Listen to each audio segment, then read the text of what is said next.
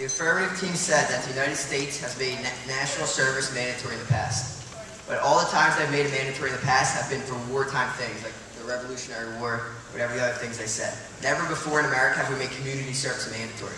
Because as John said, it's unconstitutional, and it can never be done just purely because of the amount of people and the money it would take to organize all this. It would not be worth it at all. Another thing they said is that they would get $108 billion if everyone did community service. How do you get money by people doing community service? If I go work at an animal shelter, how does that give you $28.81 or whatever? You don't get money by doing community service. It doesn't necessarily cost money if you're just going to go volunteer, but you don't get money by that. So I have no idea where that $108 billion is coming from. And my question after hearing their plan is, where can I go to do my community service hours? If I want to go teach for America, we already know that they have to turn down almost everyone that applies to that program because they're so limited of what they can do that most people already get turned away. I can't go to the Peace Corps because they already have to turn down a lot of applicants.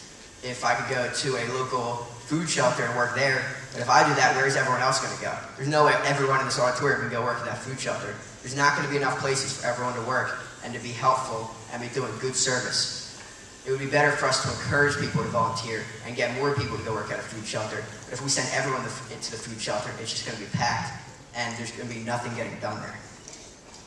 And the affirmative team said about the San Francisco block, and it was the worst street in the neighborhood, and everyone out to clean it. And that is a great thing, and that's exactly what we're talking about. Those people weren't forced. They didn't say, if you don't go clean up outside, you're going to jail.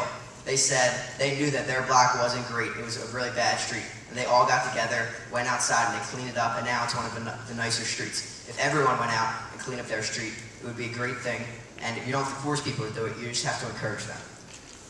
And the affirmative team has said that it's a win-win situation. And what do we have to lose? Well, it's not a win-win situation.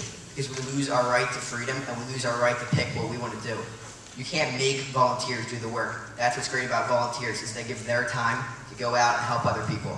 And if you make them do that, you lose the whole idea of a volunteer. Thank you, and good night.